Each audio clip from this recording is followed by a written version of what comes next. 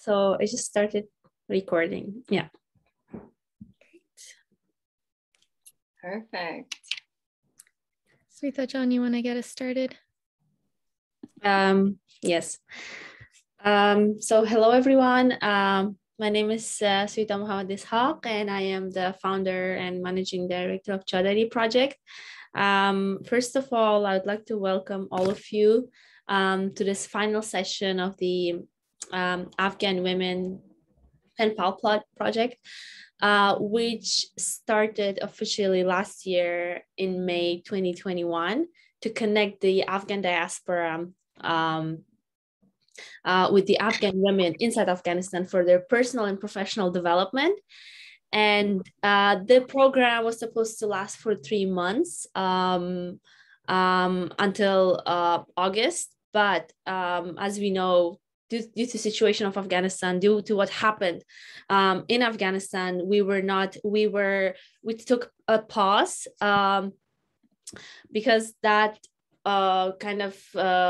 to give some space and time for people to kind of deal with what was happening in Afghanistan, because what every Afghan went through since August is something that is not easy. So we decided to give some time, and that is why we are doing our final meeting now.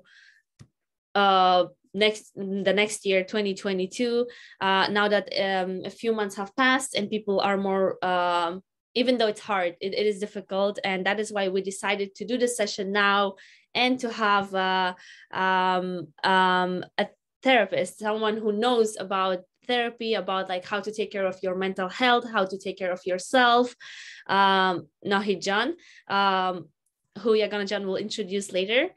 And I'm very happy to see all of you today. I'm very happy that you all you're joining us and you're listening to this later if you are not able to join now. And we hope that you are safe, first of all, and we hope that your families are safe, your relatives are safe. And second of all, my message, I think the whole theme for this final meeting will be just to take care of yourself, to prioritize your mental health. And even, of course, before Nahijan will give her professional advice, I'll just tell some of the tips that kind of has helped me with my mental health during all these months. It's just like, try to reduce your, don't read a lot of news, like news on Afghanistan, because that will impact a lot, like because you receive all these notifications all the time, you see all the time people talking about these things, and it affects your health a lot. So you can turn that off, like, or take a break from the news and social media even, because nowadays even like there's a separate news on all the social media channels, so we don't have to even read the news separately, it will just come on social media. So I think that's one of the things that has helped me. So we really hope that this project has helped you to kind of develop some skills, to learn something from each other's culture, to kind of discuss on the topics that we discussed about. And one of the topics was about the peace process and of course the mental health. And now some Penpals chose the topic of mental health, which is very interesting. So we received some reflections and they were very great to read. And of course, if with your permission, we'll share further details with you if you want to share this with others, and we'll share it on our social media and a website. So because those were very interesting, and we were really happy to read that it really helped you during these months. And we really hope that this final meeting will be beneficial for you. I know how we started off this project thinking about something else, and then at the end it turned something else. But as we know, in Afghanistan in general, life is very unpredictable, and everything is unpredictable, even in the world, I would say, with the COVID and everything. So we really hope that you kind of made friends through this program, and that you will stay connected forever. And yes, thank you. I think that's all for me, and I'm very, very, very proud of you. I'm very proud of you, of what everyone is doing, and what you have gone through is not easy. So just give yourself some time And we really hope this session will help you with that. And let us know whenever you have any issues, any questions, any concerns. And after this meeting, what we will have is like, we will send in your certificates of participation, of attendance, and you can keep that with you and be proud that you are part of this program, and you made friends, and we hope you had a good time. Thank you so much. Great. Thank you, Sveto Jan. Salam, everyone. Thank you all for your time and patience and participation throughout this whole process. Like Sveto Jan mentioned, it didn't go exactly as planned, but through the group chat, we had been talking even through August and September, and hopefully it was a place of support and a place that everyone felt cared for and felt that they were being heard and thought about and prayed for. And so I can't thank you guys enough for staying with us throughout this process. And I will keep it at that, keep it short and sweet. Sveto Jan mentioned a little bit of the logistical side of things. Our group chat is always available. I'm always available. And we hope to continue our relationships. I know I've had a great experience with my pen pals, and hopefully you all have too. This was our first time doing something like this. So if we fell short in any way, please accept our sincerest apologies, and we'll hopefully grow from this and learn ways to improve it as we go forward. And with that, I'll just give a brief introduction of Naijan, who is our mental health speaker. Naijan is a hypnotherapist and mindset coach, specializing in mental emotional trauma release.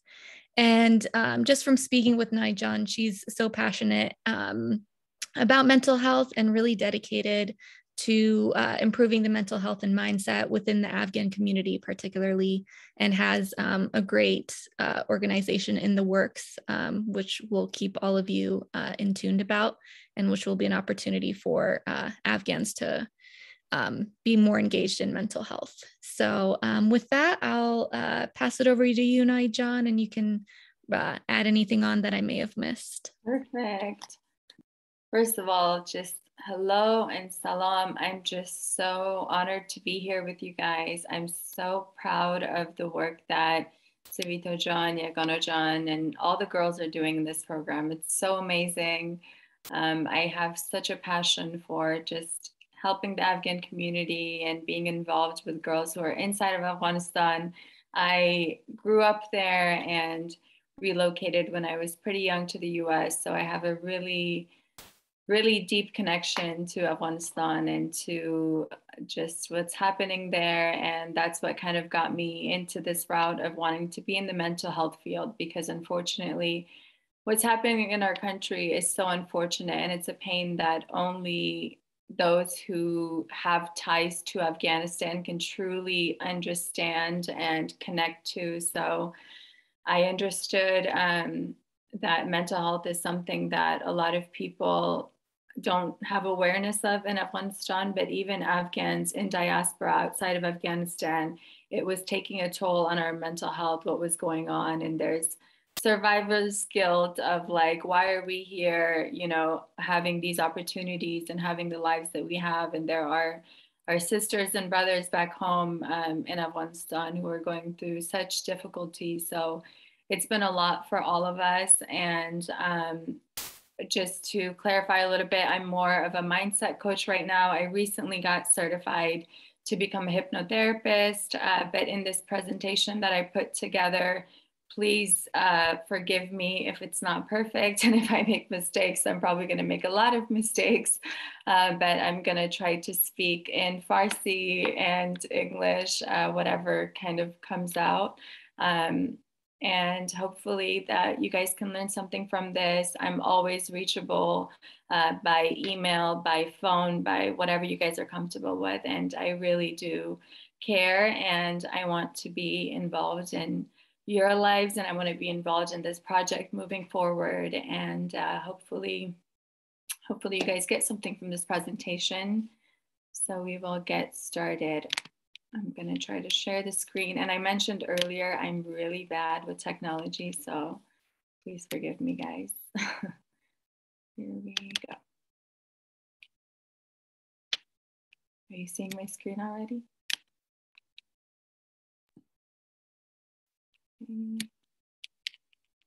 Yeah, your screen looks good.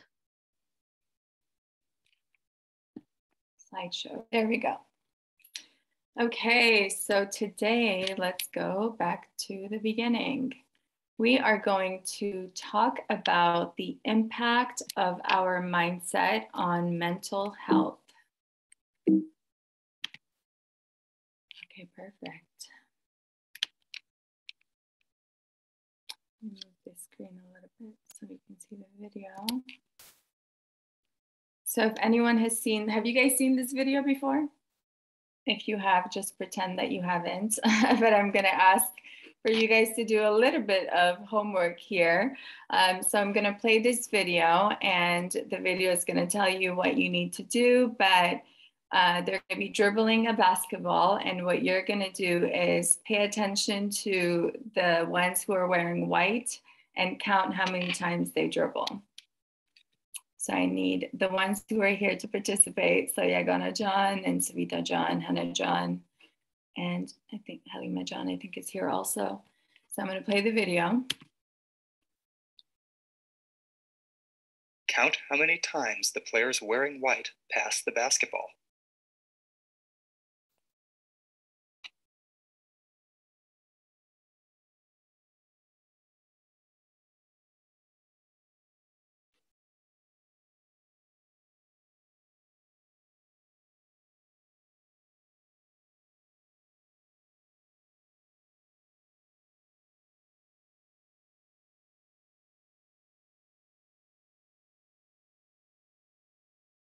How many passes did you count?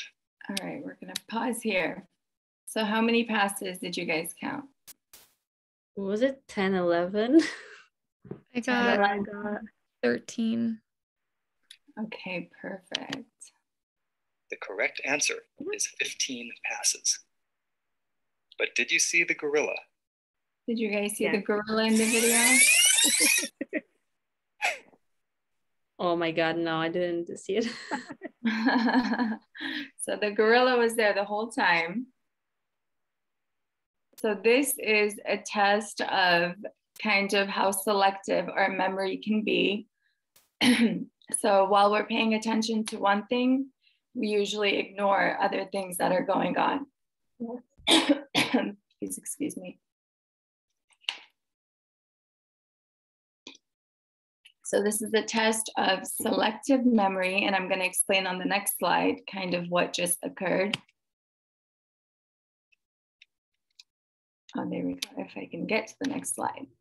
So what I studied is NLP, which is neuro-linguistic programming, and it's kind of the study of our mind, the language that we use in our minds, and how we view the world.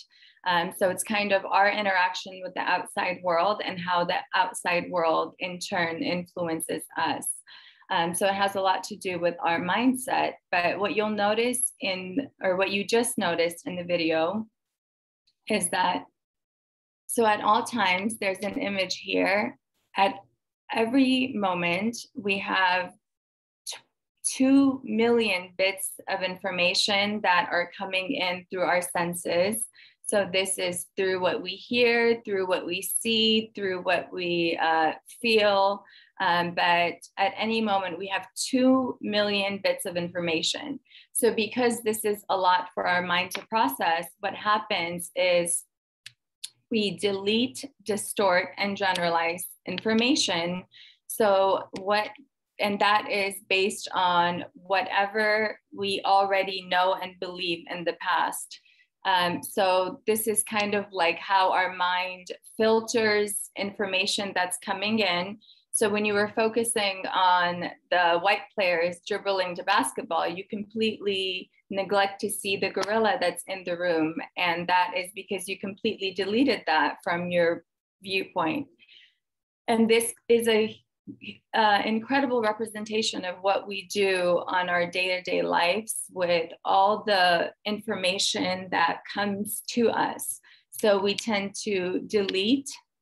We deleted a lot of information all the time because our minds can only process about seven things, give or take, at a time. We distort things so we bend things to fit our reality. We read between the lines, and we don't usually hear what we want to hear, or we make the information that we perceive to be whatever we want it to be based on all the knowledge, information, experiences, based on our internal representation. So our internal representation is our feelings. It's our senses, actually, of what we see, what we hear, what we touch, what we feel, our state in that moment. So whether we're happy, whether we're sad, whether we're angry, all of these things have an impact on the information that we receive from our environment. And then in turn, we generalize things, and we look for patterns. We compare whatever data is coming to whatever data we already know.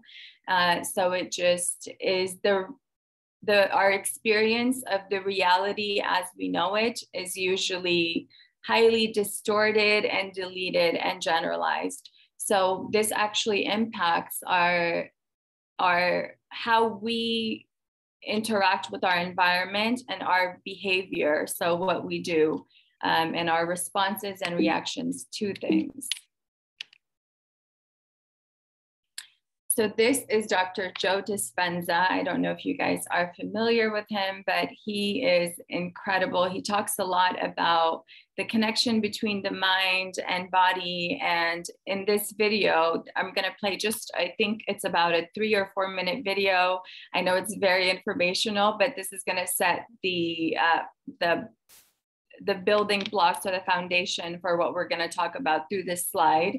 So I'm going to let him talk a little bit about the connection between our thoughts and how it impacts our biology. So our mental health, how it impacts how stress impacts our day-to-day lives, and how by changing our thoughts and changing our minds, we can actually change our reality and our environment, or at least learn to respond to it better and be in a place of possibility and optimism. So it really teaches us how we can adapt to our environment and in whatever difficulty that we're going through in our lives.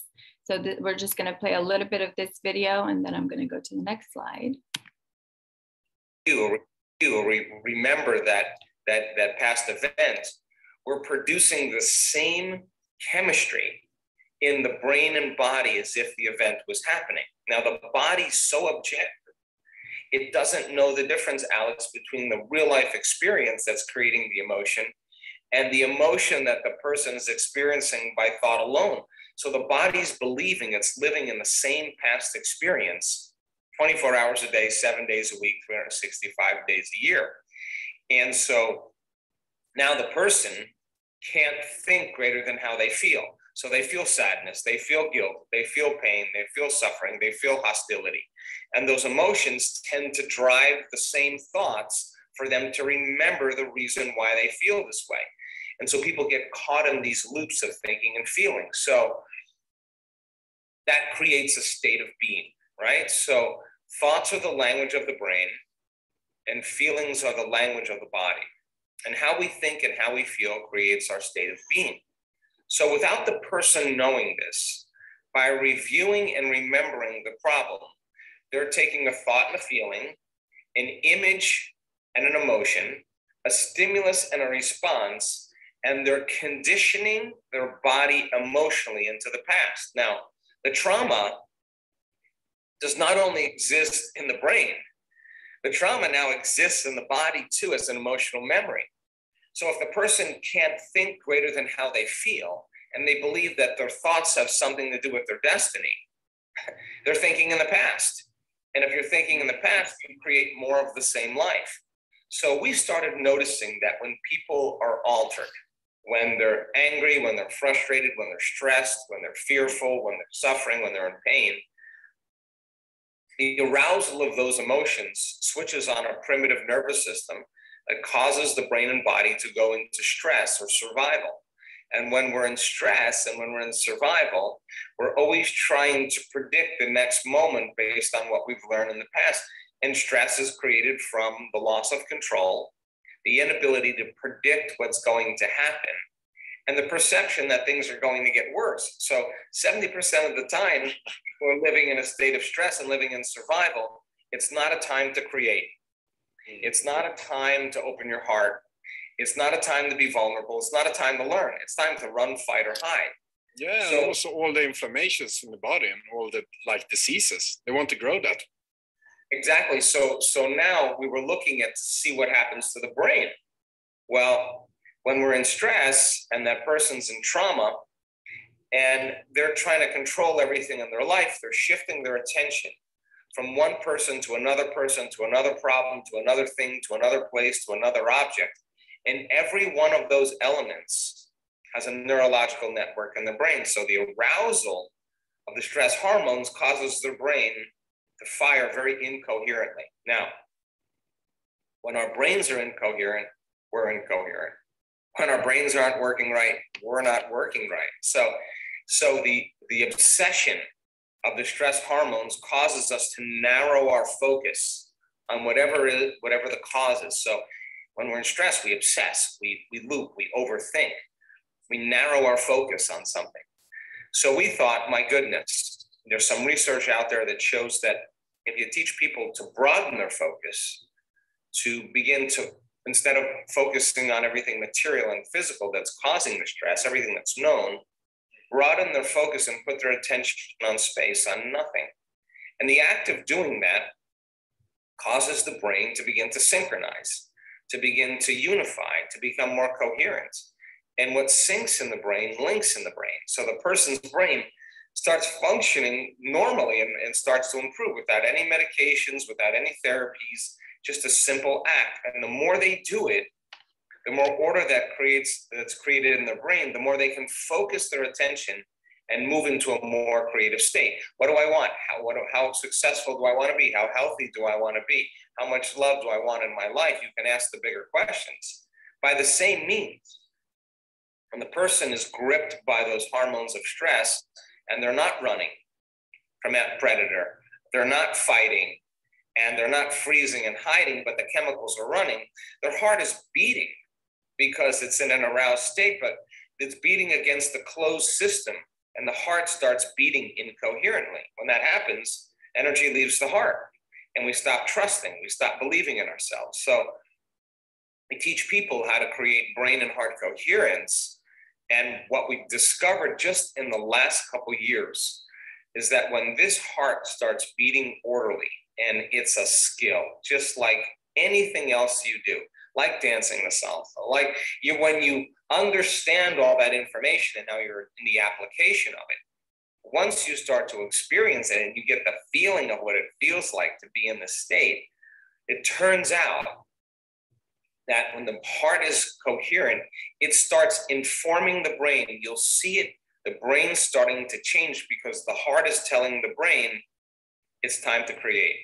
Now it's safe to create. It's the creative center. So the person all of a sudden can see a possibility that they never could see before, and they can embrace the emotion of the event, listen closely, before the experience happens. Now, this is fundamentally important because most people are waiting for their wealth to feel abundant and worthy. They're waiting for their success to feel empowerment.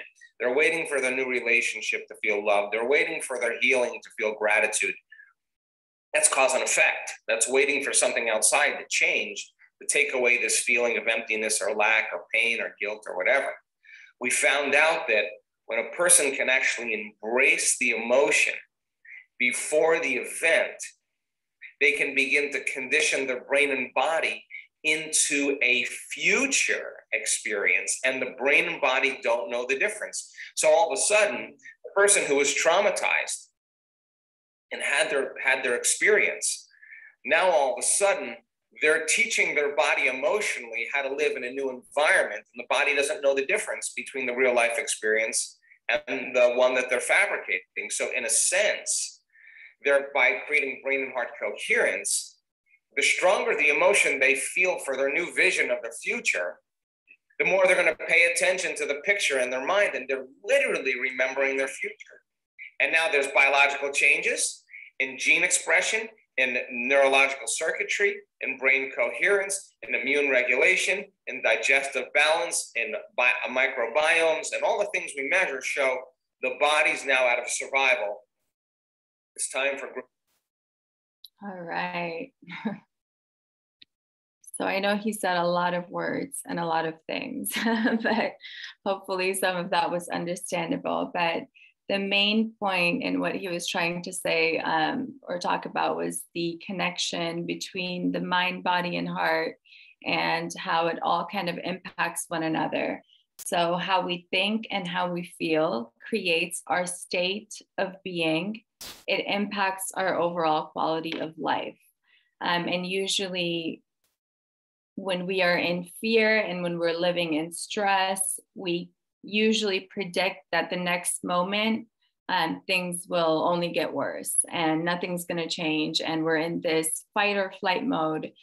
So it's very important to pay attention to our mental health, pay attention to our mindset, because we are creating our reality based on this fear and based on this stress, and it's going to shut us down from creating a more beautiful and more holistic and more in any way thrive in our future when we're so obsessed with the things going on outside of us that we can't control. So that being said, there was a question that was sent in about why mental health is important, and mental health is important because when our brains are incoherent, then we are incoherent. And it's important for us to take care of our mind the same way that we take care of our body, and understand that the more we take care of our mind, the more we take care of our mental health, the more we're actually changing our future. So now we're going to talk about the past, the present, and the future. So one thing that Sveto John started this slideshow talking about was how life is unpredictable. And that's exactly where I want to start with this. So in life, there are only two constants, and that would be change and yourself.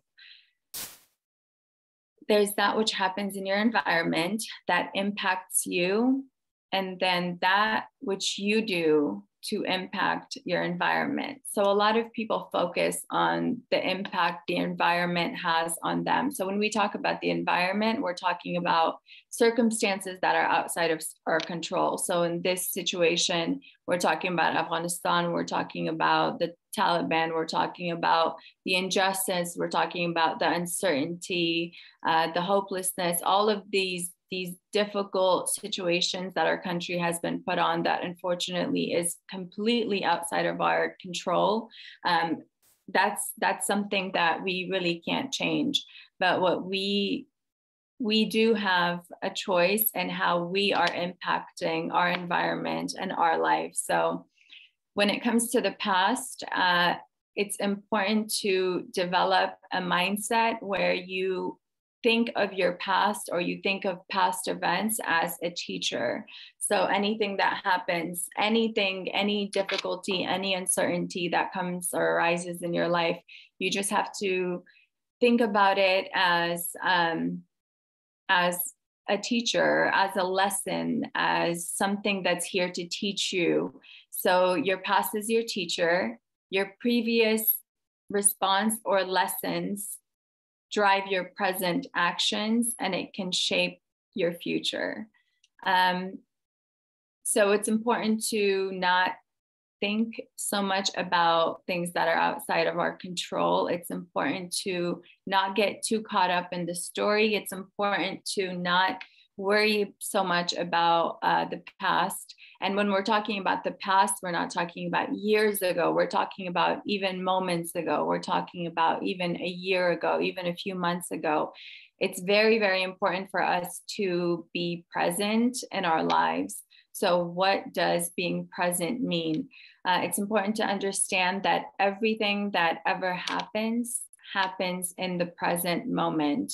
So when we're talking about this slide, we're talking about a mindset, or like fikr yak nafar, how to think in a way where you are creating more possibility in your future, and you are thriving in whatever environment, whatever struggles, whatever difficulties that the situation right now is presenting. So if you think of the present moment, I want you to think of today as the first day of your journey, and think of today, think of the present as this journey that is going to last a lifetime. Understand that it will not be easy, but we also don't want life to be easy, and life is going to be challenging everywhere, and it's going to come with a lot of uncertainties and hardships no matter where we are in the world. It's hard to compare a lot of things to what's happening in Afghanistan, but it is important to understand that only when we're challenged, only when we are really uncomfortable, can we really grow and learn. And when it comes to the future is simple. It's easier said than done. But in order to create a more beautiful future for yourself, you have to set unattainable goals. So things that you don't think you can do, things that you don't think you can accomplish. Set a goal for yourself, and then you have to embody happiness if you wish to attain it. So it sounds very sugar-coated, but when you live in a place of gratitude, what is gratitude? Gratitude is just, I was trying to say it in Farsi, but I can't find the word. It's just being thankful, finding reason. Yeah. What is it? Like shukr guzari. Oh, shukr guzari, there you go. Yeah, so being in gratitude, shukr guzari, it's a mindset that's very, very important. And regardless of how difficult, how hard, how unfair life can be, and how hopeless our situation can seem, when you live in a place of shukr guzari, you will see that, you know, even for the girls who are watching this, like there are things that you can be grateful for. Like you have the means to talk to us right now from across the world. You have, you know, your family, you have a phone or computer to be able to see this on. You have the ability to understand English and speak English. So the more we count our blessings, and the more we live in gratitude, the more we find reasons around us to be more grateful. And it sounds silly, but the more you start embodying gratitude, the more you start making peace with the present moment, the more we can really grow in whatever environment, whatever hardship life throws our way. So understanding emotions. What is an emotion? So emotions, I want to mention, so emotions like anger, sadness, hopelessness, you know, anxiety, even all of these uncomfortable feelings that arise for us. We are naturally, as human beings, we are conditioned and programmed to seek pleasure and avoid pain. So we don't like emotions that don't feel good, obviously. Nobody likes to be sad. Nobody wants to be angry, but we almost judge ourselves for feeling these feelings that are very natural. It's a very natural part of life, and it's a really natural part of the human experience. So when it comes to an emotion, let's say, for example, anger, it's important to understand that any emotion, anger in this case, any emotion lasts 90 seconds. So from the moment that the emotion is triggered, something happens, someone yells at you, you get upset, that from the moment that emotion is triggered until the emotion passes naturally through our system, it's 90 seconds. So 1.5 minutes, that's usually it. So if you are sad about something, if something saddens you, if something angers you, if something upsets you, usually biologically and neurologically, that emotion only lasts 90 seconds. So if that emotion is lasting longer than 90 seconds, so if we are angry and if we're sad and if we are upset and we are carrying this emotion for minutes, for hours, for days, for months, it's usually because we are choosing to rekindle that emotion. And I know it's not a comfortable feeling or thought to think that we are choosing to have a negative emotion. But what we do usually with emotions like sadness, like anger, like hurt, is when the emotion enters our system, what we do is we fuel the emotion with our thoughts, with the stories that we tell ourselves about what it means, about what will happen. So usually when our mind is racing to the past. So for example, when we began the call, we were talking about the Taliban and we were talking about how, you know, they've been there before. Like my family was there when the Taliban first came 20 something years ago. So they have a past, but we also have a past story about who they are, about what they can do, what they will do. And Savita John mentioned in the beginning of this PowerPoint also, like one of the ways to take care of your mental health is to not read a lot of the news, because the news is always going to be negative. There's always going to be things that are going to scare you, things that are going to make you sad, things that are going to hurt you and upset you. So there are things that you can do with your time outside of watching the news. It's good to be informed, but when we are constantly reading negative things, it really is impacting our lives. It's impacting our beliefs, it's impacting our values, it's impacting our present, it's also impacting our future. So usually, just to recap this slide, an emotion lasts 90 seconds. Physiologically, any emotion that comes up, whether it's a good emotion or a bad emotion, whether it's happiness that we feel, it's fleeting. 90 seconds is it runs its course. Happiness, sadness, anger, hurt, whatever it is that we're feeling. We fuel this with our own thoughts, which is the story that we tell ourselves. So usually we drag this out from 1.5 minutes. This emotion for some people can last 10 years. It can last 20 years. It can last a month. It can last a few days, because they keep recycling the same story that they have built around this situation. So sometimes it's not even that someone is directly impacted by a situation. It is the overall story that we keep telling ourselves that is making you more upset, more sad, more angry. So it's very important to have emotional awareness, and it's important to detach your emotion from this story that we create for ourselves, because the story is what causes us more hurt. The story is what causes us more pain. The story that we tell ourselves about, oh, the Taliban did this to this person, they're going to do this, they're going to do that. Like, we are causing our own suffering. We are causing our own stress. Of course, there's a reality of what's happening, but there are things that we can control and there are things that we can't control, as we mentioned earlier.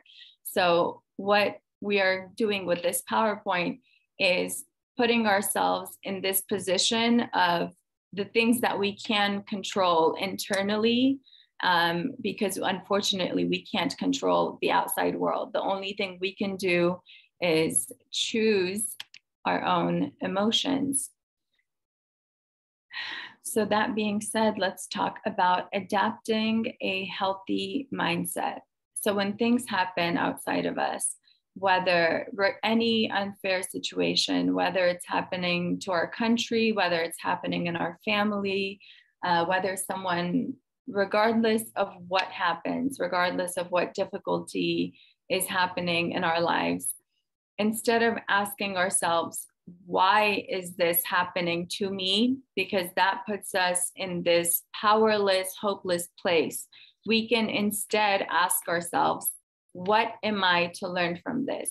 This simple shift in mindset of why is this happening to me to what can I learn from this situation can change your reaction and your response to the situation and how it's going to impact your life negatively or it won't. So as mentioned earlier, while we don't have power over external events, so, the troops withdrawing, the Taliban, their mindset, who they are, the injustice, the heartbreak, the so much uncertainty that's all around us. We don't have control over that. So in order to take care of your mental health, take care of your thoughts, take care of your body, take care of your system, you have to understand that we do have power over our minds and we have power over how we choose to react to whatever events are happening outside of us. So things are not happening to you, things are happening for you. Some of these things might sound very simple, but it really is about the story that you're telling yourself. So the video that I played a few slides ago showed you the importance of the story that you tell yourself. It doesn't matter if the story is true or the story is false. The story that you tell yourself in your mind is what's going to cause you suffering, or it can liberate you and you can be in a state of peace and continue on about your life with hope and with optimism and thriving in whatever environment life throws your way. When you just shift that thinking from, things are happening to you to things are happening for you. There are a lot of people and so hardship comes to everyone. It's going to come in different forms. Life is not fair. There are a lot of things that happen that we can sit and cry about and be hurt and upset about. We can wonder forever, why is this happening? Why is this happening? What can I do in this situation?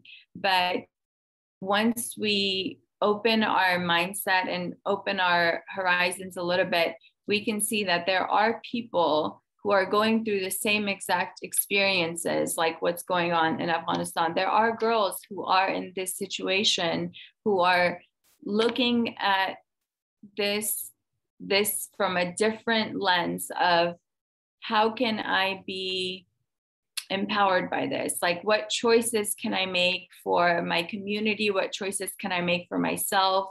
How can I think beyond what's happening to create some kind of change in my own life or in the lives of others? They find purpose in whatever situation is happening around them. So all this shows the importance that your mindset can have on your life.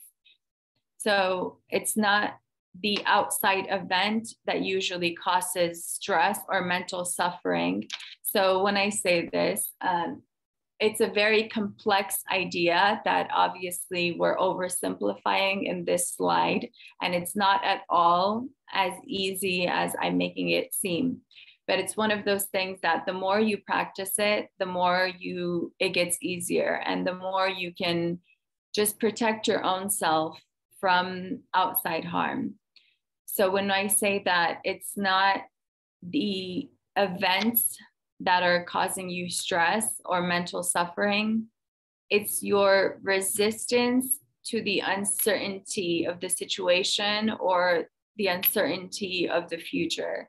So it's the story that we're telling ourselves. It is our fears of the future. It is our resistance to just being present in our lives and trying to move forward despite something, instead of focusing so much on this one thing, like that basketball video that we showed in the beginning of the slide. So when you're focusing on, let's say, the Taliban, we're focusing on the Taliban. The Taliban are the players in white that are passing the basketball from one person to another. We ignore all the other realities that also exist in our environment. We ignore a lot of the possibilities that are around us. We choose, it's not that we're doing this consciously. So there's a conscious mind and there's an unconscious mind, but I'm not going to get too much into the science of that. But it's not something that we do. It's a reaction that we naturally have. So what we try to do in the mental health and mindset field is to understand our emotions, our triggers, our patterns, our stories, and try to rewrite that. Sorry, guys, I'm talking so much. You guys can feel free to interrupt me whenever you want. But this is a quote that I came across a few years ago, and it's something that I often think about, and it gives me a little bit of ease. But the quote is, if you can do something about it, don't worry about it. If you can't do something about it, then why worry about it? So we usually create a lot of stress for ourselves, a lot of suffering when we worry so much about things. And this is just a simple little quote that helps us think of it from a different perspective. Oh no, what happened? Oh, I have to go back. Oh. So this guy here, who can tell me who he is? Well, the name is on the screen. But this is the great Jalaluddin Rumi, which I'm sure you guys are all familiar with. He is one of my favorite poets. So Jalaluddin Rumi is a very famous poet from Balkh. He was born in the 12th century and is someone who was very, very aware of the human condition, the human experience. And I find that the more I read poetry and things from Rumi and others, the more it gives me peace of mind and helps me kind of handle different obstacles in life. But this is a poem that I wanted to read that has to do with emotions. There's a lot of, so Rumi is also one of the best-selling poets in America. He is the best-selling poet in America. And this quote of his is something that a lot of therapists and a lot of mental health coaches share with their clients, because it talks about emotions and the proper way to handle them. So I'll read this. Does somebody else want to read it? Or I can read it. Okay, so The Guest House by Rumi. This being human is a guest house. Every morning, a new arrival, a joy, a depression, a meanness, some momentary awareness comes as an unexpected visitor. Welcome and entertain them all, even if they're a crowd of sorrows who violently sweep your house empty of its furniture. Still, treat each guest honorably. He may be clearing you out for some new delight. The dark thought, the shame, the malice, meet them at the door laughing and invite them in. Be grateful for whoever comes, because each has been sent as a guide from beyond. And this is by Jalaluddin Rumi, who was born in Balkh, and he is one of my favorite people that ever existed. So I wanted to talk about the lesson in this poem and what we can learn from it. So the lesson in The Guest House is obviously we're programmed to seek pleasure and avoid pain. So avoid any feelings that feel uncomfortable. what we can do, I guess some of the lessons that I got from this poem in how to properly handle our emotions would be to acknowledge our feelings. And I know that no one wants to acknowledge their anger, acknowledge sadness, acknowledge hurt or pain, but there is a beauty that comes from sitting with the emotion instead of fighting it. So steps to take would be to acknowledge your feelings. So anytime that you are feeling anger, hurt, sadness, happiness, whatever it is, you acknowledge your feelings. You give it your full, compassionate, and welcoming attention. Give up the storyline about the feeling. So instead of, well, I'm angry because blah, blah, blah, I'm sad because of this, I'm hurt because of that, we have to just allow ourselves to just feel the emotion and feel it directly, experience it, free of the thoughts, free of the stories that we tell ourselves about the emotion and about why we're feeling it. So don't fuel it with concepts or opinions of whether it's good or bad. So sometimes, for example, when we're feeling angry, we get upset at ourselves. Like, well, why am I feeling angry? Like, anger is an emotion that we're all taught to avoid. We're taught that anger is not good. You know, being angry is not good. Being sad is not good. Be happy and all of these things. But it is important to not judge the emotions that are coming up. So don't judge and label something as being good, a good emotion or a bad emotion. Just be present with whatever it is that comes. So someone says something, you hear something, something happens, all of that information that's coming in, you just stay with it, let yourself feel it, let it run that 90-second course that it will naturally run through your system, and then release it. And this is so much harder said than done. But the more we practice this, the more we can get better at it. And the healthier it is for our system, the healthier it is for our mind, for our lives, for everything. When instead of fighting our feelings, fighting our emotions, we take some time to just feel it, to address it, to not build a story around it, to just let it come. Like a guest house. You are the guest house. These emotions are, think of it as a teacher, think of it as a guide sent from above. You let it come, you let it come, feel it, and let it go. Oh, this one I hope is, okay, so this is a short video about the voices in our heads. So you might be wondering what voice, but we all have an inner voice that is constantly playing in our minds, and we're usually not aware of it. But in America, in psychology, we call that the what is it called? I'm forgetting. But it's this inner dialogue. Oh, we call it the inner critic. So the inner critic is just that voice. Like whenever you see something, whenever you do something, it gives you feedback. It's usually like you're talking to yourself. So if you see a person walking and they're talking to yourself, we would think they're crazy because they're talking to themselves. But the truth and reality is that we are constantly talking to ourselves. And if you are wondering what voice, that's the voice in your mind that's saying what voice. That's the chatter that we're constantly experiencing and listening, and it has a profound impact on our lives.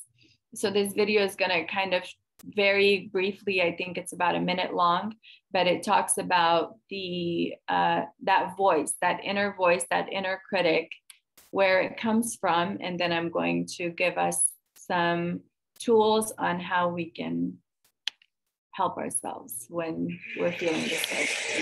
Overcoming bad inner voices. We don't often think about it and may never discuss it with others at all, but pretty much everyone has voices in their heads, a murmuring stream of thoughts that run along inside our minds most of the time. Sometimes the inner voice is encouraging, calling for you to run those final few yards. You're nearly there, keep going, or urging you to calm down because you know it will all be okay in the end. But sometimes the inner voice is simply not very nice at all. It is defeatist and punitive, panic-ridden and humiliating. It doesn't represent anything like our best insights or most mature capacities. It's not the voice of our better nature. We find ourselves saying, "You disgust me, things always go to shit with you," or "You useless little idiot." Where do inner voices come from? An inner voice always used to be an outer voice. We absorb the tone of others, a harassed or angry parent, the menacing threats of an elder sibling keen to put us down, the words of a schoolyard bully or a teacher who seemed impossible to please. We internalized the unhelpful voices because at certain key moments in the past, they sounded compelling. The authority figures repeated their messages over and over until they got lodged in our own way of thinking. Part of achieving happiness and maturity involves altering our inner voices, which means encountering equally convincing and confident, but also helpful and constructed varieties of voices over long periods and taking care to internalize them. They might be the voices of a friend, a therapist, or an author. We need to hear them often enough and around tricky enough issues that they come to feel normal and natural responses, so that eventually they come to feel like things we are saying to ourselves. They become our own thoughts. The best sort of inner voice speaks to us in a gentle, kind, and unhurried way. It should feel as if a sympathetic arm were being put around our shoulder by someone who had lived long and seen a great many sad things, but wasn't embittered or panicked by them. In certain states of humiliation around work, in many of us, there is a mocking and contemptuous voice inside one's head. It suggests that love, respect, and kindness only ever come via worldly success and competence. Our failure, not being able to make a public speech, taking time to learn to drive a car, not being especially brilliant at sales, rightly debars us from love and appreciation.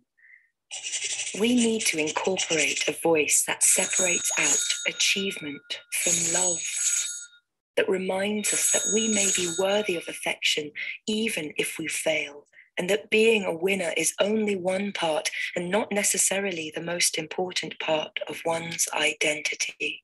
This is traditionally the voice of the mother, but it might also be the voice of a lover, a poet we like, or a 9-year-old child chatting to his or her mum or dad about a stress at the office.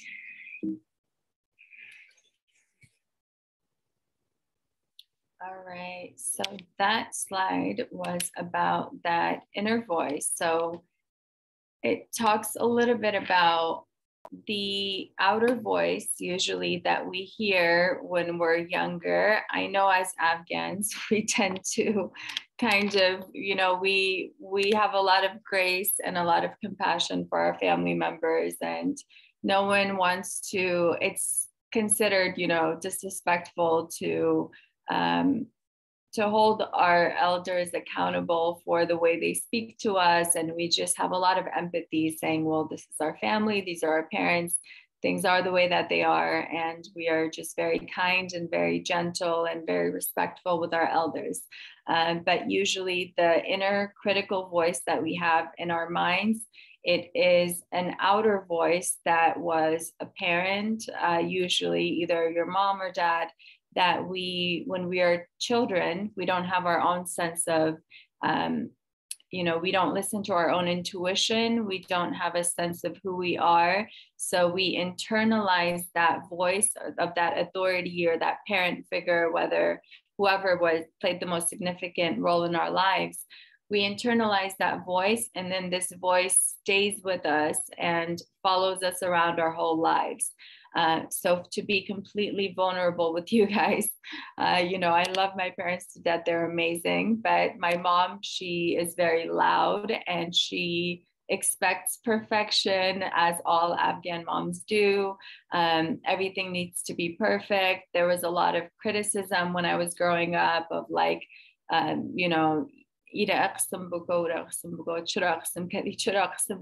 like all of that stuff constantly.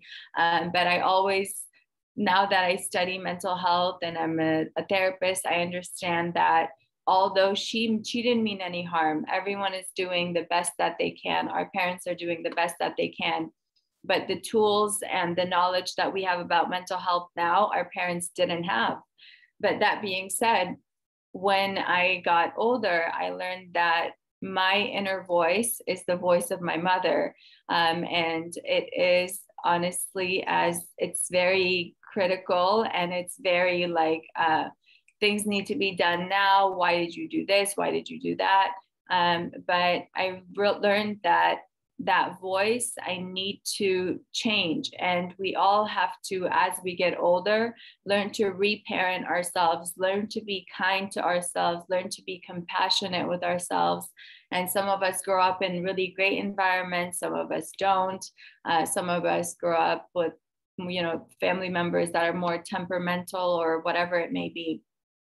But it's important to understand that we have an inner voice and that we need to change our inner voice, pay attention to it, not believe everything that it says, and to just be more compassionate, more kind to ourselves, know that we're doing the best that we can, know that we're human and we're not perfect, and life is, going to give us a lot of struggles, a lot of challenges, and just be kind to yourselves. Just be kind to yourselves. That brings us to taking care of your mental health. So how can you take care of your mental health, and how can you thrive in this difficult situation that you guys are in, that a lot of Afghans are experiencing right now? So it's very important to not compare your life to others. I know a lot of people think, oh, if I was in America, or if I'm here, or if I'm there, life would be different, life would be better. Obviously the Taliban, is something that I can't even say anything about. But regardless of what situation we're in, it's very important to understand that everyone has their own unique set of challenges, hardships, and struggles, tests that we are given in life. So don't compare your life to anyone else if you want to have a good relationship with your mind, with yourself, with your own life. So not comparing your life to anyone else's life. You have to learn to surrender to the present moment. What we mean by that is don't get stuck in forming a story of how things are going to get worse, or how things were last time, or, this happened to this person, so it means this is going to happen to me. Learn to live in the moment right now. Learn not to fight it. Learn to befriend what's happening. Learn to make peace with what's happening. Unfortunately, if I could take away all of the darkness and the misfortune that's happening around, then I would. If you guys could, you would. But since we can't control our outside environment, we have to control our internal environment and how we react to it.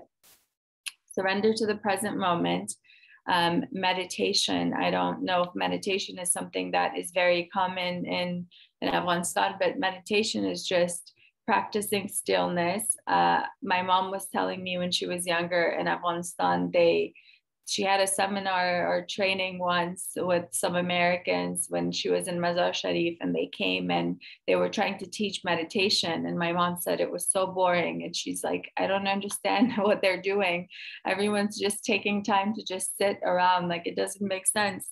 But as we study mental health and as we learn more about our emotions and about the effect of our emotions on our system, we learn that meditation is it's practicing stillness. It is disassociating from your thoughts in a way where you free your mind of your thoughts, but you understand that you are not your thoughts. Your thoughts are usually based in fear and stress and uncertainty and all of those things. But you learn to observe your thoughts, you learn to filter your thoughts, you learn to see, these are thoughts that serve me, these are thoughts that harm me, I'm going to choose these thoughts.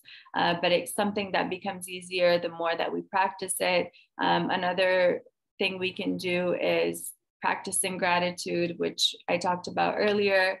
Every morning when you get up, if you can just make a list of what are 5 things that I'm grateful for. It sounds extremely silly. I know it sounds like, what is this?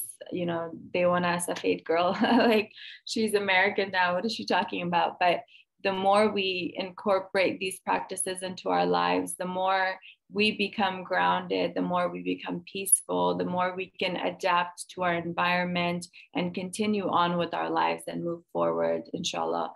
Another thing we can do is journaling, writing down your feelings, prayer. If anyone, you know, reads namaz, that's the best thing you can do. Waking up every morning is just take some time for yourself and start your day with connecting to God. Start your day with just having a little bit of time for yourself. Exercise and movement. I know it's probably impossible or very hard to go outside, but you don't have to be outside to move your body, to exercise, even if it's walking around the room, if it's watching, you know, a YouTube video or something on your phone, jumping jacks, whatever it is. The more you move your body, the more you move physically, the more it moves you mentally. Practicing self-compassion, which we just spoke about a little bit earlier. Self-compassion is just being your own friend, being kind to yourself. So for example, if I have 10 things I was supposed to do today and I didn't get it done, I would just say, hey, like, instead of, oh my God, no, why didn't you get this done? Why, you know, you should have done this, you should have done that. Instead, oh, it's okay. It's okay. You're fine.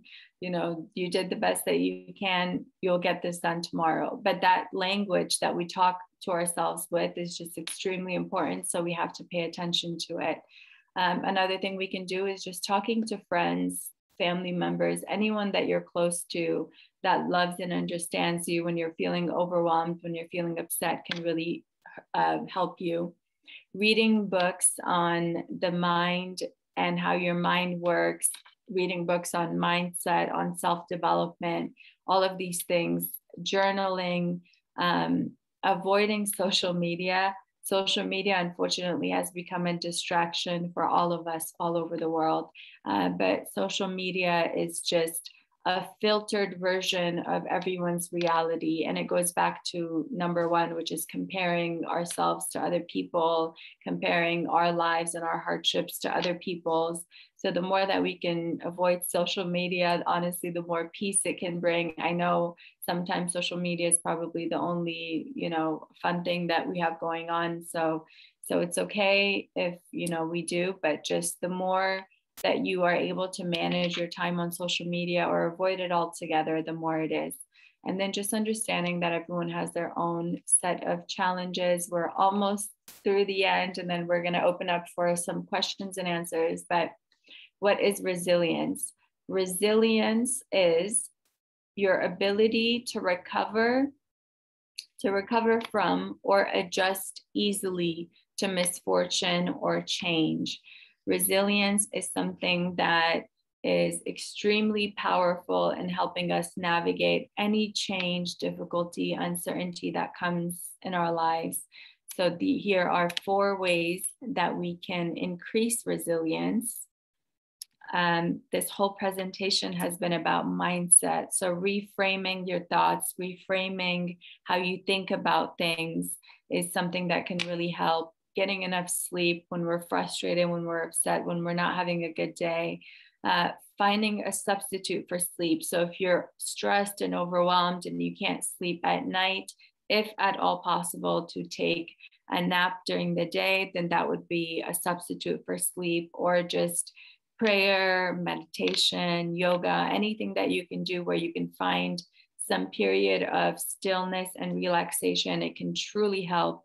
And then exploring the power of positivity. I know it sounds like a very Western, like white concept, but your thoughts impact, shape, and create your reality. The more, whatever you think you can do, whatever you think you can't do, are both going to be true. If you think you can do something, it's true. If you think you can't do something, it's true. So it's really leaning into and exploring that power of possibility. I'm not sure if you guys are familiar with Oprah, but she's a very influential and powerful woman who has achieved really great things in this world. I think she's one of the, she's a billionaire, and she's just someone who's very influential. She's very purpose-driven.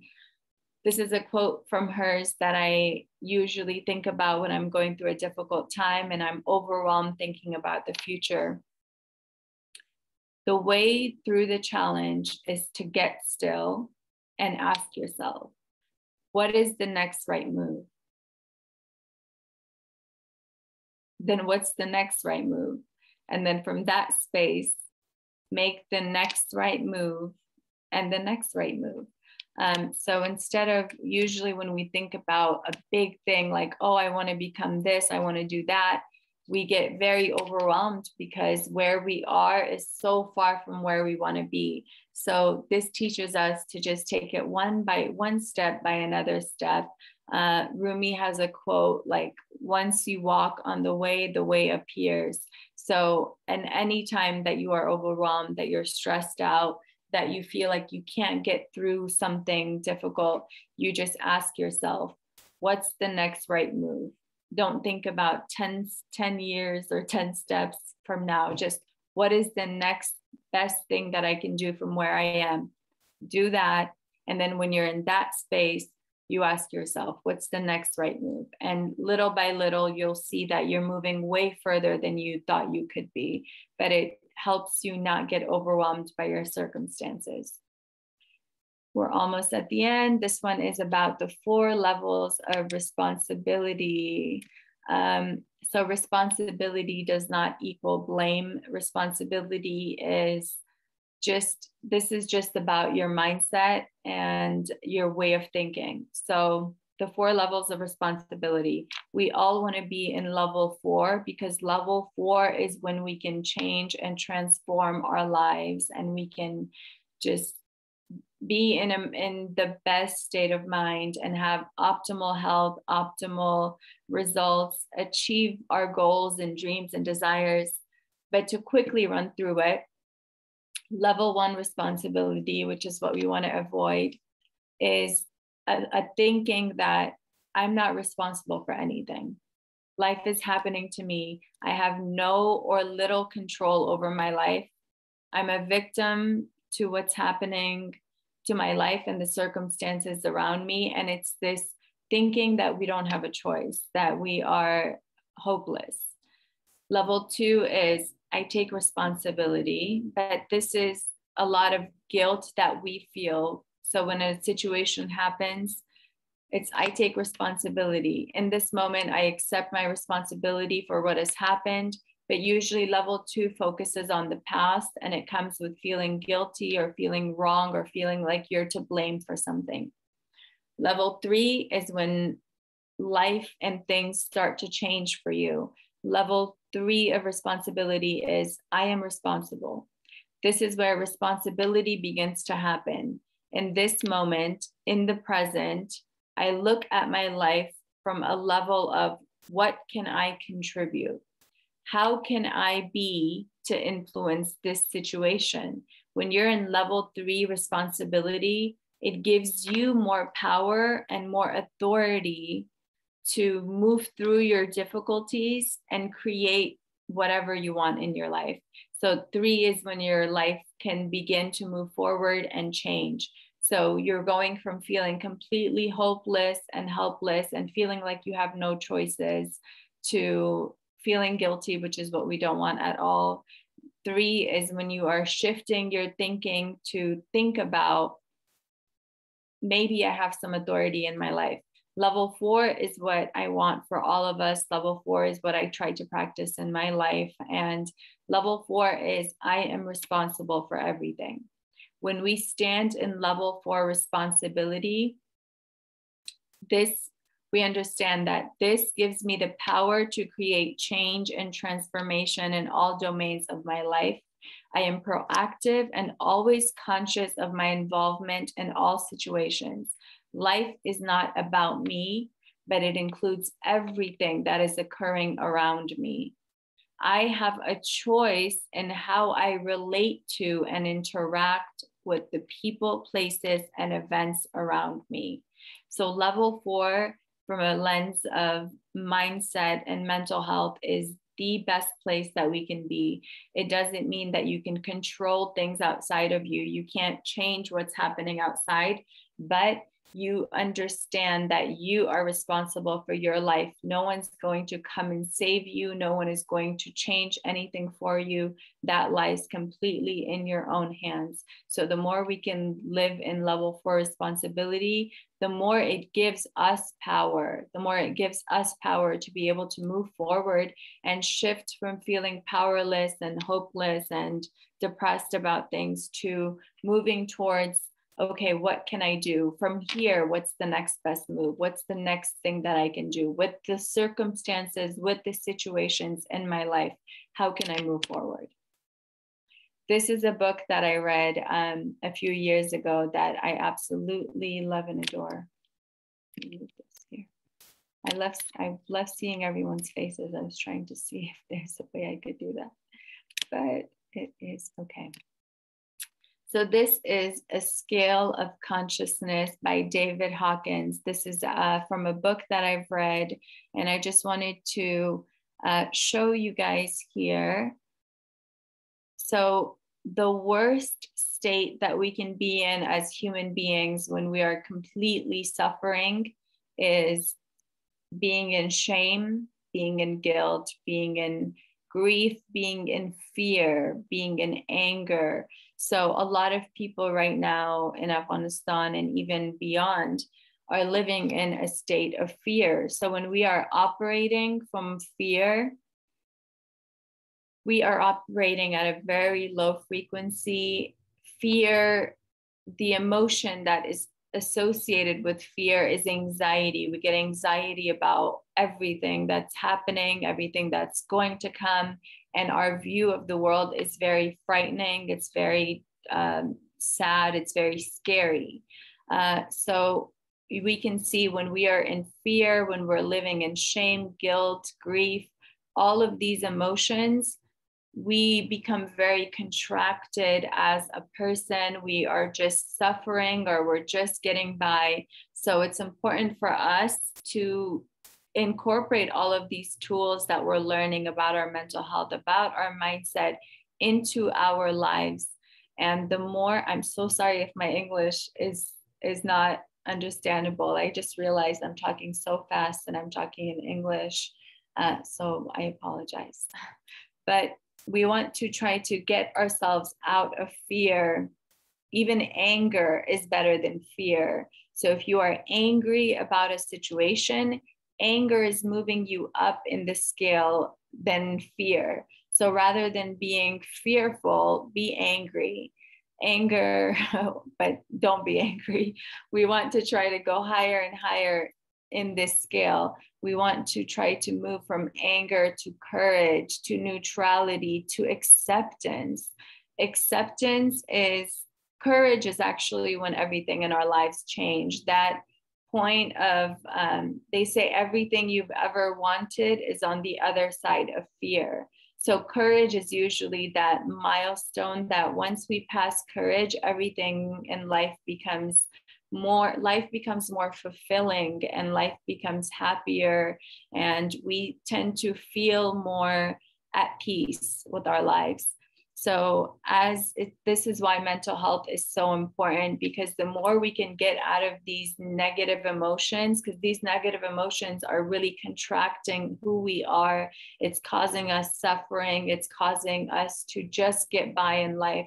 We can't accomplish the goals that we set for ourselves. We're procrastinating, we're unhappy, and all of those things. So we want to, the more we go up in the scale, you'll notice that you expand, as expanding also means you feel lighter, you feel happier, you're able to interact and connect with more people. So your actual energy and physiology, your vibration, everything changes as you remove these negative feelings and go up higher and higher. So where we want to be in this situation, if nothing else, is at least in acceptance, at least in willingness. Willingness is being able to open yourself up to to growth, opening yourself up to healing, opening yourself up to other possibilities for your life, to reaching for your goals, to just achieving and doing more. I think our time, I'm probably talking too much, so I'm going to go to the next slide. So lastly, I wanted to say about this, so it's very easy to get stuck in shame, guilt, fear, grief, desire, all of these emotions.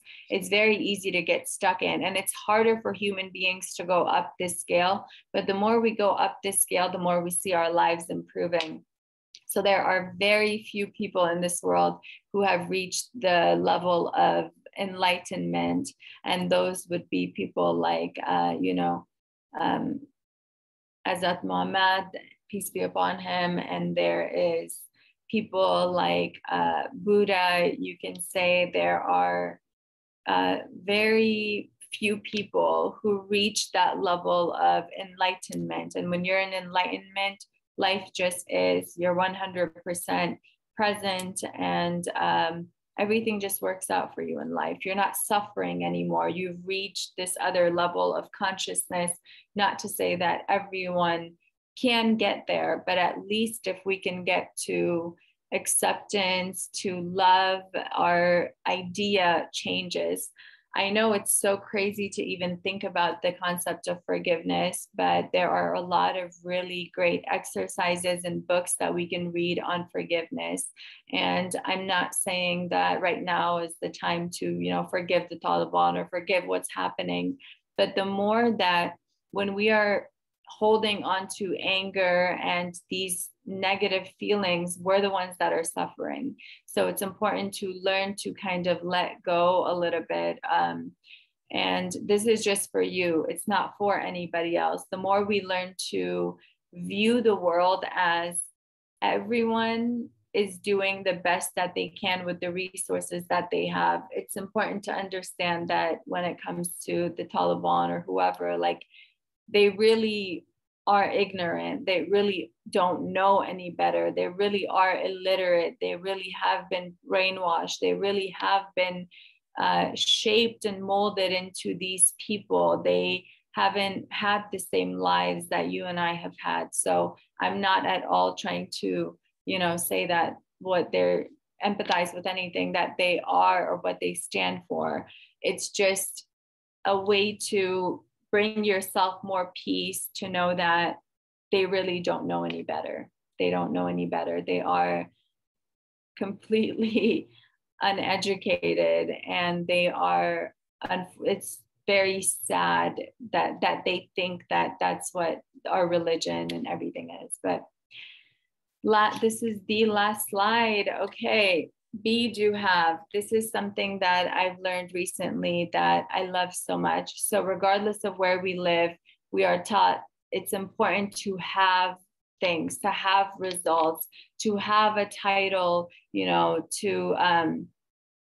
in order to have things, this is how the circle goes right now. and we have to reverse the circle for our quality of lives to improve. And this is the last thing I'm going to leave you guys with.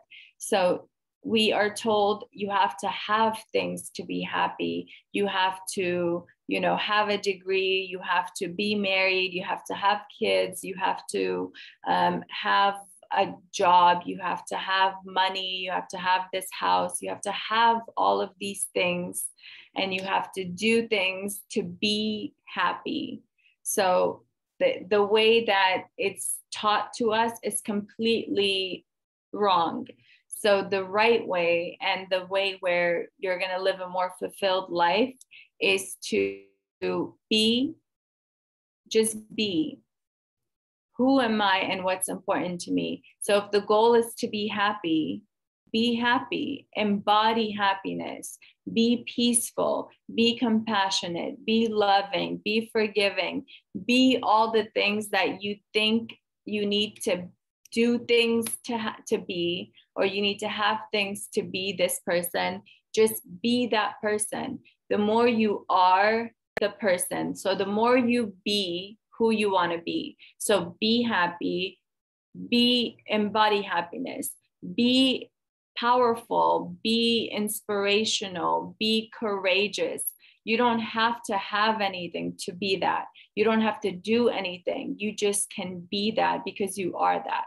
So be happiness. That gives you choice over your life. So when you are being who you are, when you are being happiness, when you are being courageous, when you are being inspiring, then to be, you have to ask, who am I and what's important to me? And just be that. And then from there, you do. What are the actions of, what are the choices? So from B, what do I want to have? So what are the results and outcomes that you want to have? What's a goal that you want to set for yourself in the future?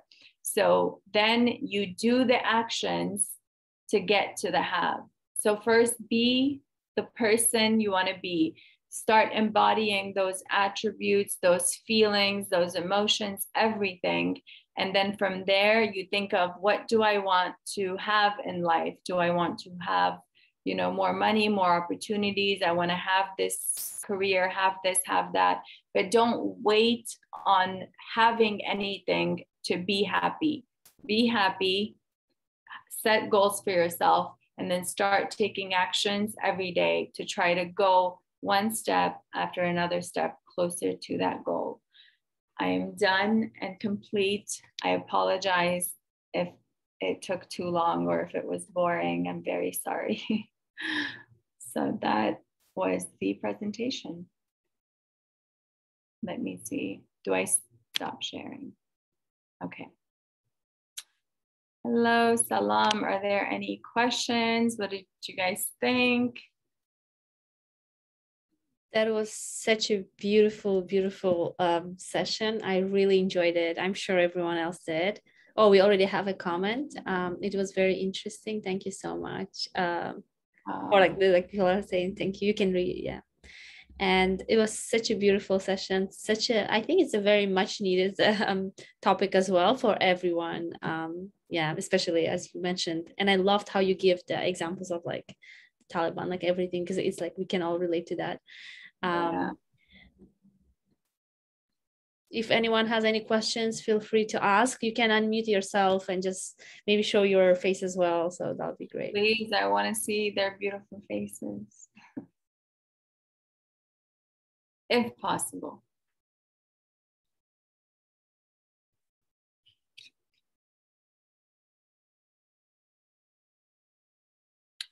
Thank you, Hussein John. Thank you, Halima John. Thank you, Tahira John, Fatima John. So I actually have a question. So changing your kind of your viewpoint and your mental state, when you spent your whole life just thinking one way or doing one way, it seems really challenging. I think you gave great examples of how we can start doing that in little ways. But I'm wondering, from either your professional or personal experience, how long does it take before you kind of start noticing a difference? Oh, I would say it takes a few months, but it's one of the biggest things that I've learned. This is from my personal experience, but then once I started learning about it professionally too, I saw that there are links to meditation and prayer to our mental health, like it's all connected.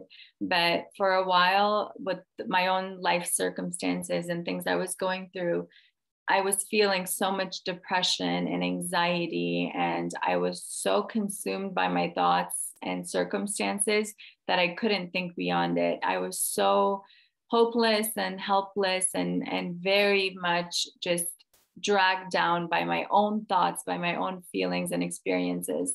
And then I learned along the way that I didn't really have a spiritual practice. And when I say spiritual practice, I was resisting the changes that were coming in my life. I was constantly fighting, like, I don't want this. I don't like this. This is not how I want it to be. I wish it was this way. I wish it was that way. But once I learned to develop a spiritual practice, and for me, that was meditation and praying, that's when really I started to see so much peace, and my mental health and everything started to improve. So I used to wake up and the first thing I would do would be like check my phone, go on social media, check my emails, all of those things.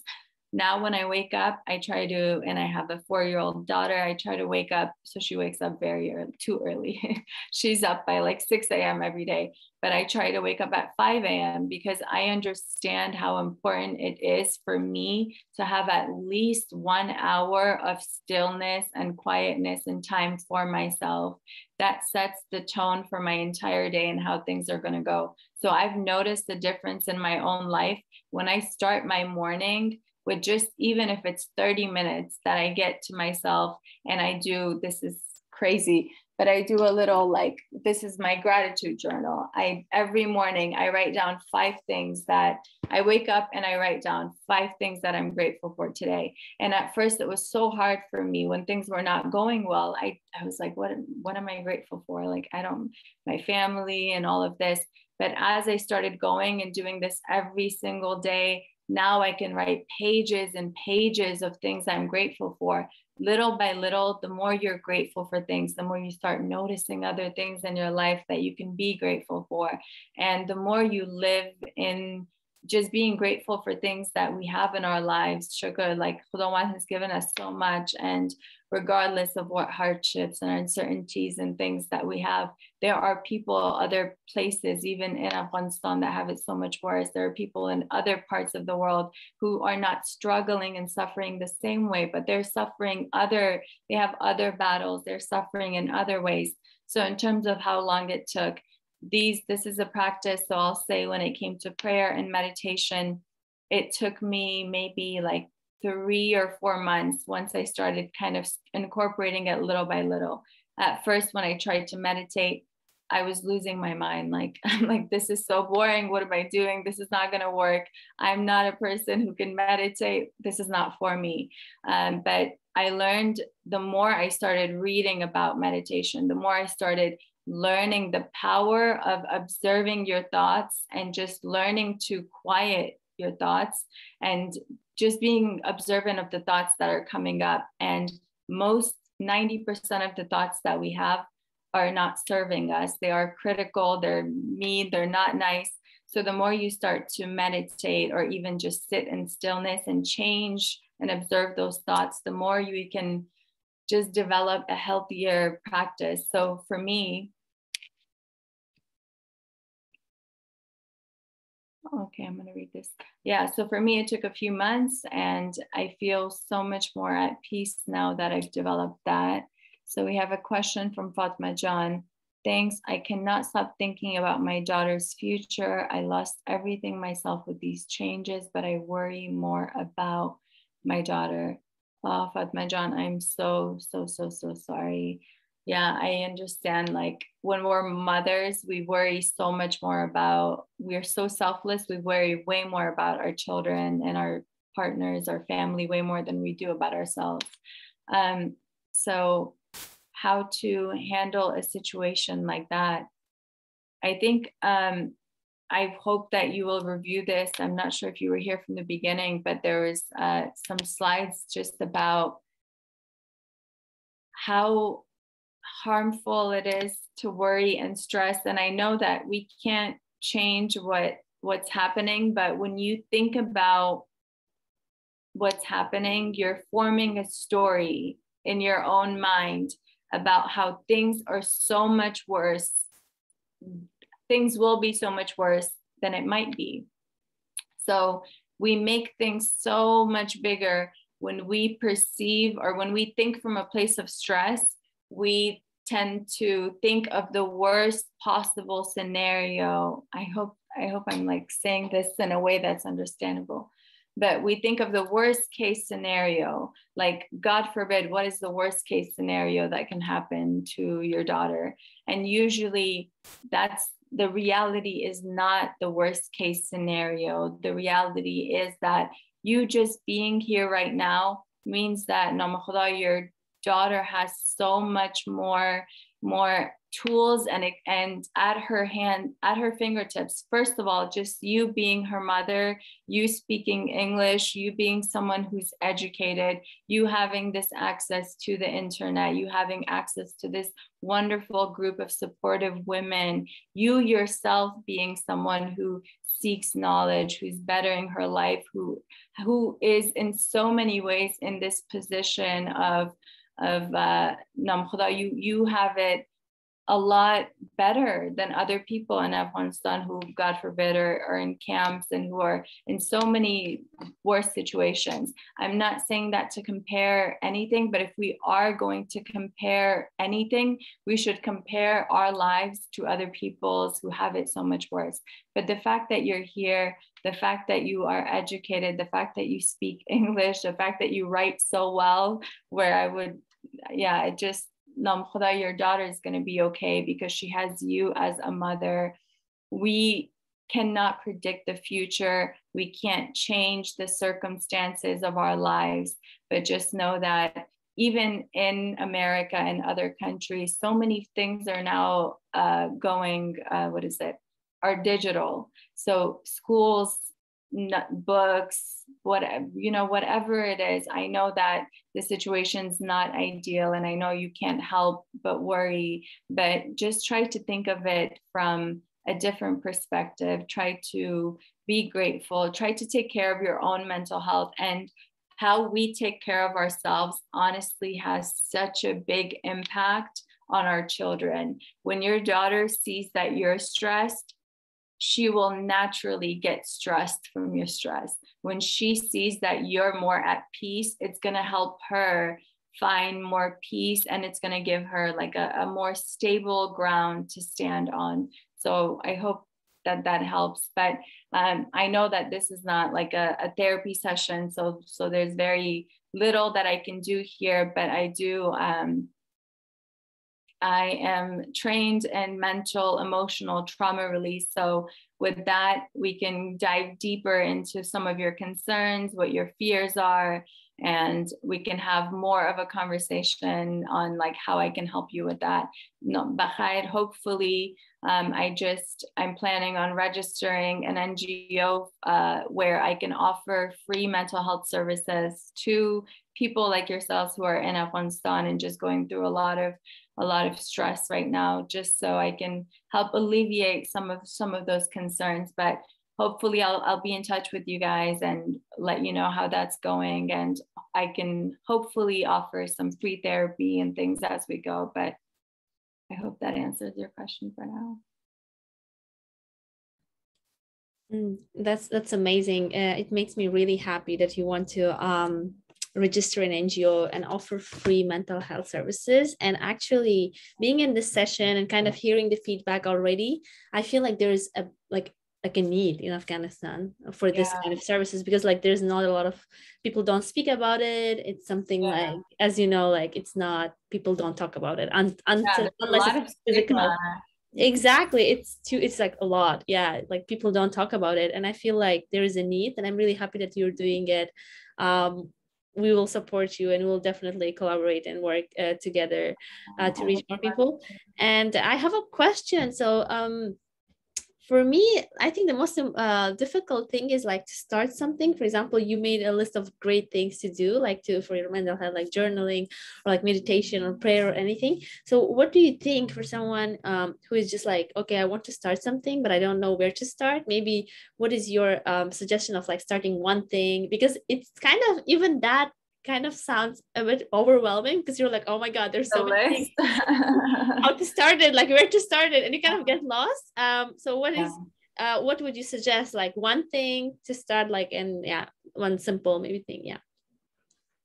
I think the one thing that I can recommend to get started, and the reason that list had so many things was because everyone's different and different things are going to work for, for example, some people like to write. So if I like to write, journaling and writing down my feelings and thoughts are going to be easy for me. But if I don't like to write, then I can just paint, anything that brings me peace, that brings me joy. But it's just so important to, so the one thing that we can do is really develop a healthier relationship with ourselves. It sounds so silly. I'm going to try to see how that's possible. But for me, that was through reading Rumi poetry, honestly, just reading Rumi.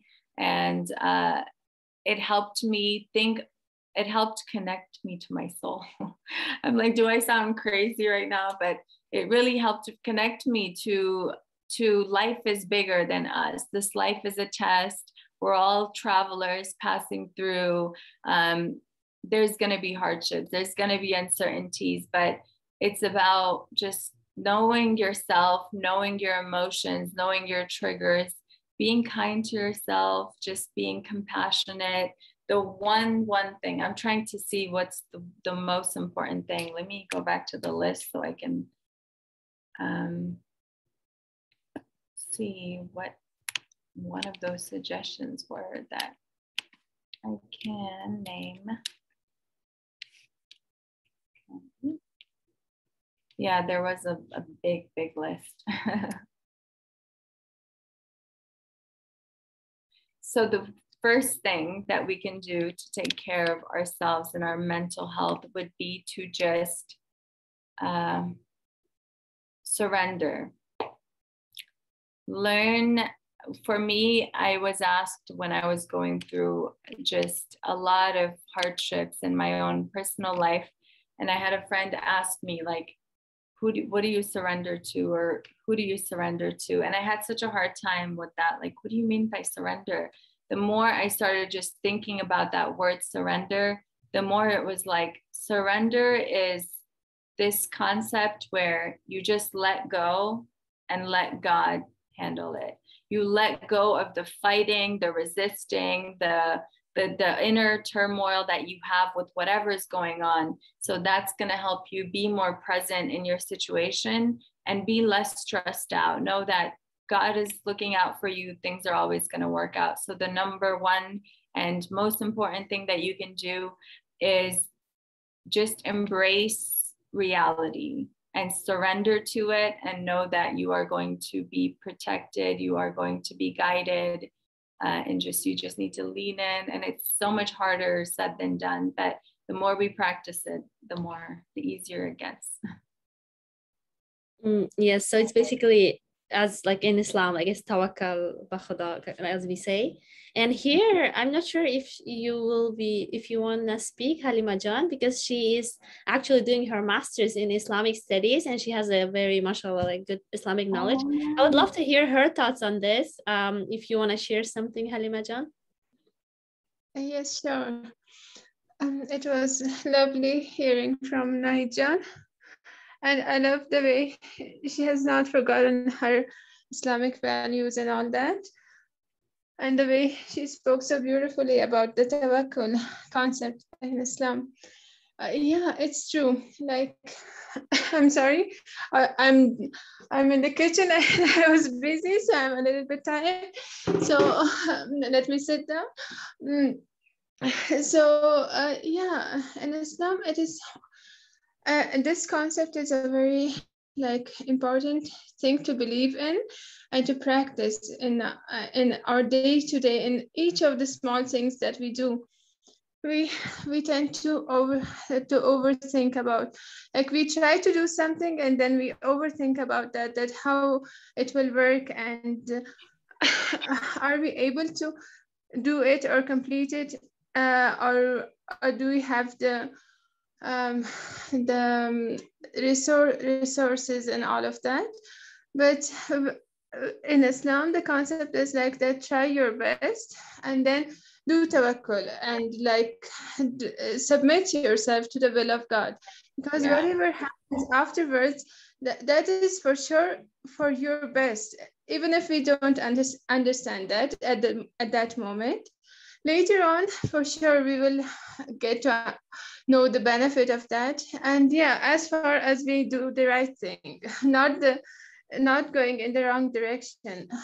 And one is tawakkul, and yeah, hope is very important in Islam, because hope is what keeps us believing in ourselves and the circumstances and in Allah and God. So as far as we keep our hope, like in the current situation, I see some people like getting hopeless, and then I tell them that the situation is not so bad, that you're losing your hope. And when we have Allah's decision on top of all of the plans, then we shouldn't get hopeless at all, because things get good and bad.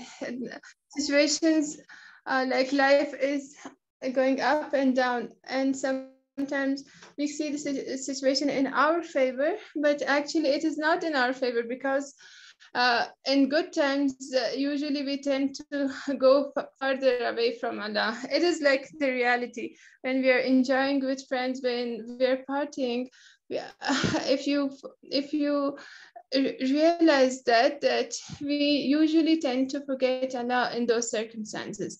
But when we are in hard times, we get more of a, like, we understand our spirituality and closeness to Allah and all of these things. So we tend to refer back to Allah, and that is where we find spiritual peace. We may not be physically at a good circumstance, but spiritually we may find like solitude with Allah and calmness, spiritual calmness. Some few days ago, I talked to Sveto Jan, and I told her that I'm not feeling well, because on one hand, it was the situation was like chaos everywhere, and then it was my second semester of masters, so I had my research papers to complete and all that, and at the home we were like, everybody's at home, the kids were not going to school, so they would make noises, and the circumstances were not promising for me to study and focus. So then I told her that I'm not like a little bit well, and she like calmed me down with her nice words, and like she's my best friend. So, and after that, a few days, I took like Islamic way of remedy is usually to make zikr. Zikr is a very important thing in Islam. Zikr is to like whatever we are doing at home or outside, to remember Allah and have those words of zikr chanting are very, even if it is in our heart, like Subhanallah, Alhamdulillah, right? So Subhanallah, when we know the meanings of these small phrases, it gives us so much like calmness and relaxation in our hearts and minds. So these are some of the things. And of course, the recitation of the Quran, especially if we know the meaning or if we are reading it with the meanings of it. A big mistake that most of the Muslims make is that they read the Quran most often, but they don't read the meanings of it. They don't understand what Allah is saying to them. So like when we don't feel good, we talk to a friend and we become relaxed and we find calmness in their words. But the words of Allah, those words are like so much deep, and we feel like usually when I read the meanings, and as of now I know the Arabic language to that extent that I can understand the meanings even from the Arabic text. So when I read it and when I understand it, I get a calmness that I find nowhere else. So that is a recommendation for all of you to just refer to the meanings of the Quran. Even if you can't read the Arabic, just read the meanings and see what Allah is telling us and how He is calming us down. That is very important. That is like a way of spiritual healing that nowhere we can find, nowhere else. That was so well said, Nam Khuda. Way to go. Yeah, that was very, very beautifully said. And there's a lot of studies and links between people who are more spiritual and they have a connection to God and their overall mental health and their ability. One of the slides had this word resilience, and that's exactly what you were speaking about. When you have faith, when you have a spiritual foundation or ground that you can stand in, it makes you so much more resilient to the hardships that life will bring your way. And even so, I did therapy here in America maybe a few years ago. And at the time I was going through a really difficult chapter, and the therapist gave me a tasbih, and she's American and not even Muslim, but she gave me a tasbih, and she was saying that she gives that to her clients, and just with the tasbih, like she tells them to just practice to breathe and practice gratitude and all of that, but they do it through a tasbih. And that's when I started to look a little bit more into, as you mentioned, a lot of us don't really know our religion. I didn't really know Islam. I knew it from an Afghan, cultural lens. But the more I started to really look at my connection and the story and deepen my understanding, the more it really brought me a lot of peace. And the word you said earlier is just submitting and just knowing that a lot of things are outside of our control, but having faith. One last story I want to share is I was talking to my father-in-law, and he was saying, because now that I'm into this mental health thing and I've become a therapist, I'm obsessed with it, and I keep trying to help everybody. And he was saying, I wonder, is it the new generation or what? Like, people are so soft that everybody needs therapy and everyone needs mental health. Like, what's going on? And I was telling him, well, life and all this, how the generations before didn't know much about it, so they would ignore it.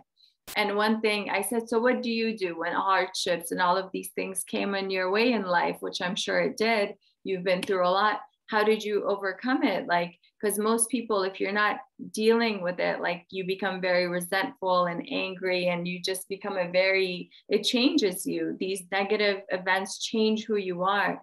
And he said, for me, I would just pray.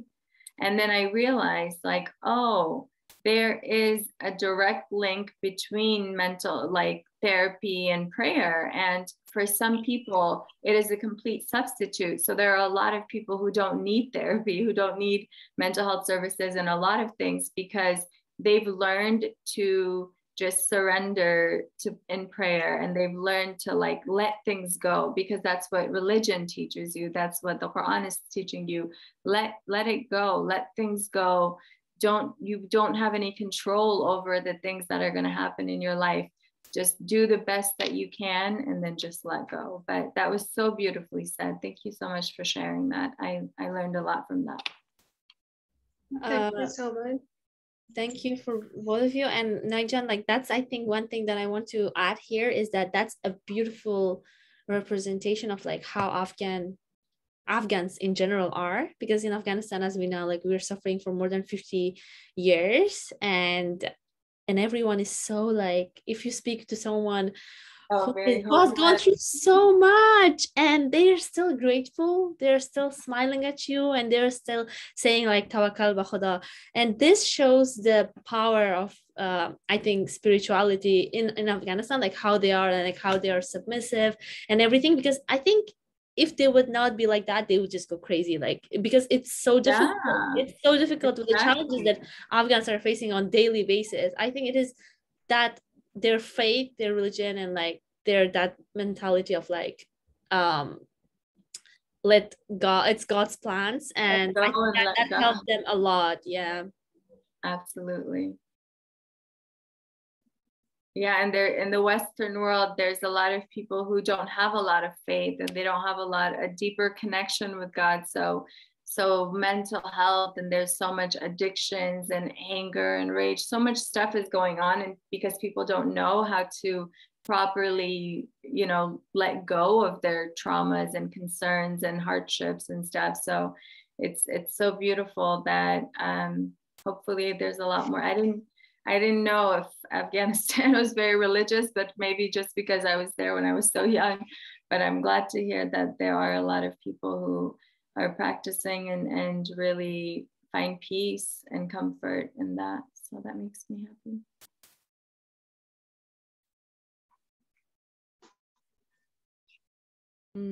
Yeah, so I think it's so like I want to speak on this topic like forever because it's so interesting, and I'm sure everyone is enjoying the session. But yeah, so I feel like I'll just go with the concluding just like final words, and first, Nahijan, like if you have any last message to the Afghan girls and diaspora in Afghanistan. I just wanted to thank them so much for being here. I hope that I'm going to try to learn some Farsi. So I know Farsi, like in Farsi bisar badas, you guys would not want to hear it. It would be so sad. So I'm going to try to learn more. Bahai. Hopefully next time I need to learn more so I can be able to speak to everyone and be able to help a little bit more. He said something, hold on. Oh, John is so sweet. Yeah, I just wanted to say thank you so much for everyone who took the time to be here with us. And I know that there's a lot of challenges that we're facing in life. And just know that there are so many people who care. There are so many people who care, who are listening, Yagana John, who's here from California, is investing so much of her time being here with you guys. Sveto John, who's put this organization together, and from London, has organized all of this, and Tamina John, who's here, and just there's so many people all over whose hearts and whose everything is connected to all of you. And I'm getting emotional. I'm gonna try not to, but I genuinely have so much love for all of you. Like, you're just so incredible. Like, it makes me so happy to just see how far you guys have come in just your namkhala, just the way you guys speak, the way you guys write, the way you're communicating, just shows just your level of intelligence, your level of education, your level of awareness. And I'm so happy that there are Afghan girls like yourselves in our country. I have no idea. I mean, I have no doubt that our country is going to progress and move forward with ladies like yourselves. So I'm just so grateful and honored to just even be here. I'm just starting out, so please forgive me if I made any mistakes or if I said anything that was offensive or anything that was incorrect. My intention was just to be here. When Sveto John asked me if I knew any therapist or a mental health professional, even though I just got certified maybe a few weeks ago, I said, me, please, I want to do it because I just care so much to be in touch and be involved and really work directly with my roots and with my community. I consider all of you my sisters. So in any way that I can support you guys, that we can support you guys, just know that this is a sisterhood, a friendship, and I'm always here for you guys. And I'm just so honored and so grateful to just be here. And I'm so humbled, and I really don't know a lot, but hopefully that you guys were able to take something from what I said. Thank you so much. All of you are just so sweet, and I appreciate your messages and your time.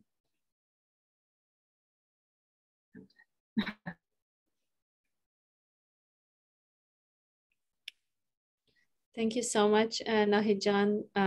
It was a beautiful session. Thank you so much for taking the time and delivering the session. I'm sure everyone enjoyed. We can see it from the comments. And thank you everyone for joining. Thank you everyone for listening. And those who will listen for the recording, we hope that you will benefit from it, from the last session, and that you learned a lot during this whole program, and that you will stay connected with your Penpals and with the, and as Yagana John mentioned at the beginning, the group chat is there. We will keep it active, and if you have any questions, any concerns, anything, feel free. And of course, we have a lot of other programs and in Chadari, so if you want to get involved, just get in touch and we will get you involved. Thank you, and we hope that you will at least, as Nahijan said, like at least start one of the practices that Nahijan shared. It's a great way to start kind of changing your mindset and kind of, as Nahijan said, like your relationship with yourself. Like if you change it, then everything will be great. And we just pray that as we pray and everything else, is just like, we pray that the situation gets better and that this humanitarian crisis right now, which is going on in Afghanistan, which is very, very troubling, it's very concerning. So we really pray and hope that it ends soon and everything will be fine. And thank you so much again for joining. And Yagana John, do you want to do like a group picture with everyone? Yeah, that would be great. For those of you who are able to turn on your cameras, if you could do that for us now. Give everyone a few moments. Let's see your beautiful faces. I know there might be some technology issues. Let me see if I can get everyone in the same screen. All right. And no worries if you're not available. No problem. All right, so I'm going to take a photo now. All right, so 1, 2, 3. Great. Thank you, everyone. Perfect. And we'll send out I'll send out the photo and you'll see it. Sveto John will send it out. And Nahijan will also hopefully share her presentation, because there's a lot of great stuff in there. And we can email that out as well to everyone. Great. All right. And with that, we'll let everyone get back. I know it's Nahijan, it's very late where we're at. And for everyone else that is in Kabul and it's morning, I hope you have a great day.